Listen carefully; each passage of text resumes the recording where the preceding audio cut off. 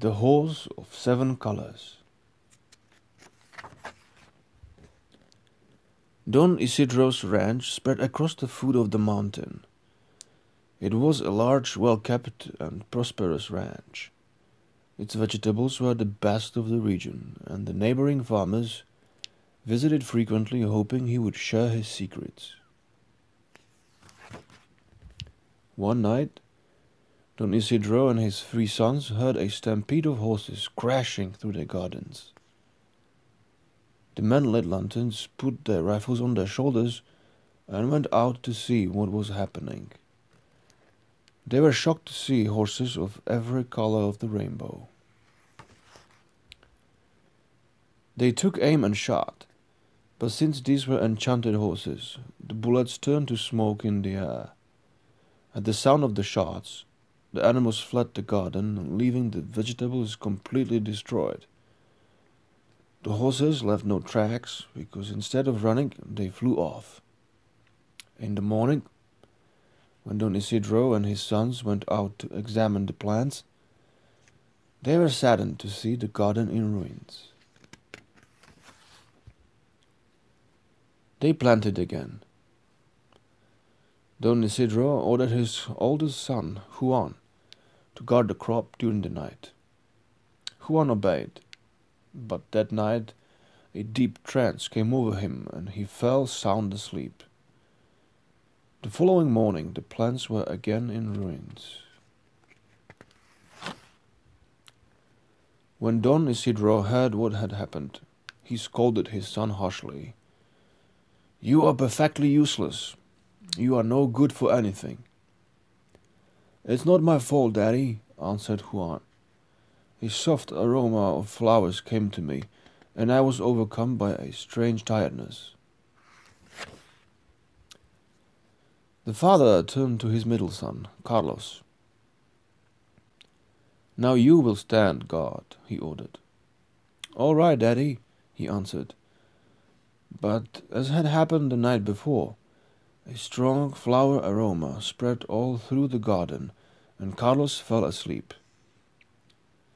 The horses came, and once again the vegetables were destroyed. Don Isidro could hardly contain his anger. He was furious with Carlos.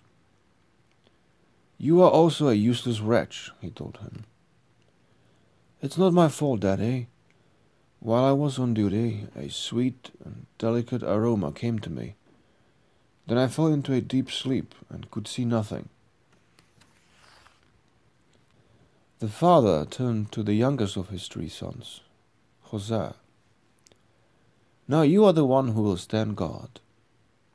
"All right, Daddy," he answered.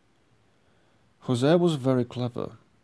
He thought of a plan to avoid sleep, surprise the horses, and, if possible, capture one. He hung his hammock between 2 orange trees, filled it with nettle leaves, and climbed in. When the sweet and penetrating aroma arrived, he started to yawn, but the nettles made him itch so much he overcame his drowsiness. He was still scratching when a herd of bright-colored horses entered the garden. Jose admired how beautiful they were. Skillfully he grabbed his rope, and in the blink of an eye lassoed the prettiest of them all. It was as if the rainbow had painted itself on the horse. The horse whined and struggled to free himself, but couldn't, because Jose had placed a small wooden cross on the lasso, which was calming him, until he was as gentle as a lamb. The other horses, seeing that their leader had been captured, fled in panic. When the Horse of 7 Colors saw it was impossible to flee, he made an offer to Jose. "Let me go, and I will give you whatever you ask." "I cannot," said Jose. "You are a naughty child, and must pay for the damage your mischief has caused my father. Let me go, and I will make your vegetables more beautiful than before. What's more, I will always rescue you if you are in danger." For me to believe that, you must make the vegetables good again. Agreed. Watch and listen. Stone so smooth and white, like the shorebird's eyes, here will now arise perfect plants tonight.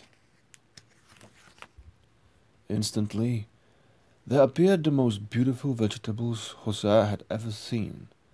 Astonished, he finally dared to speak. I see that you really do possess magical powers. I'm going to release you, because a horse so beautiful should not be imprisoned. But promise me that you will never again destroy my father's gardens. I promise, said the horse. Jose released the horse, who disappeared like a colored balloon carried off by the wind. At 5 in the morning, Don Isidro and his 2 sons went out to see the vegetables, and were surprised to find them more beautiful than before. As you can see, said Don Isidro to his 2 sons, my youngest son is a hero, and he ran to embrace him. The 2 older brothers were filled with jealousy and decided to leave their father's house without saying where they were going. Don Isidro was sick with sadness, and Jose had to go find him. When the 2 brothers saw him, they tied his hands and feet and lowered him into a deep well. Jose certainly would have died had he not remembered what the horse of 7 colors had told him. He called for the horse, and immediately he came and saved him. Jose ran to catch up with his 2 brothers. The brothers were amazed to see him, because they couldn't understand how he had gotten out of the well. My brothers, said Jose, our father is so upset that you are gone. What do we care? They answered. He has his little son to help him with everything. And they continued toward the mountain. Jose followed them, begging them to return.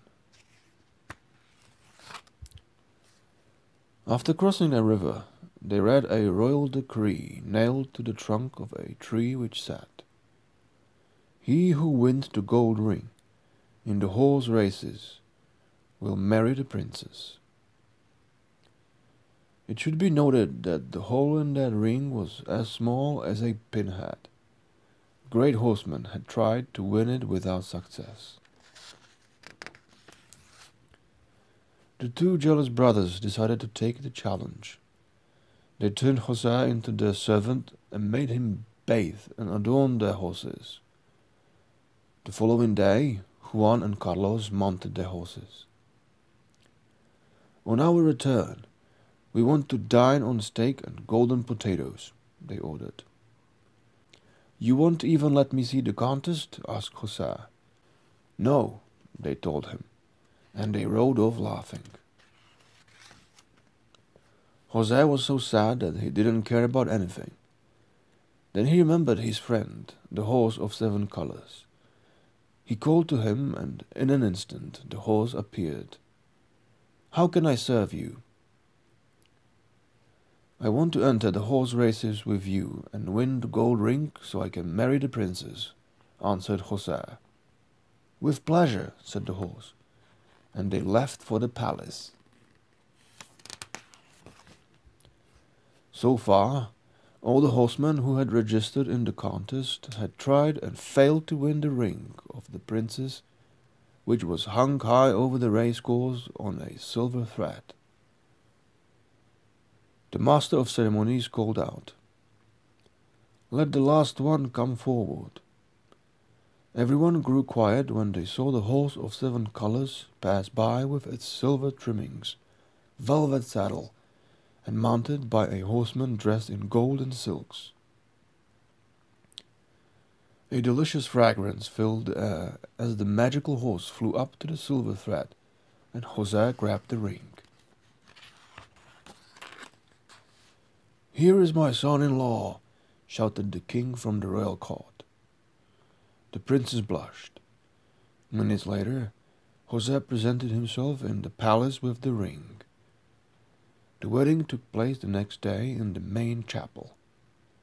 Jose called his two brothers, pardoned them, and asked them to go get their father so they could live together in the royal palace. And the horse of 7 colors magically disappeared.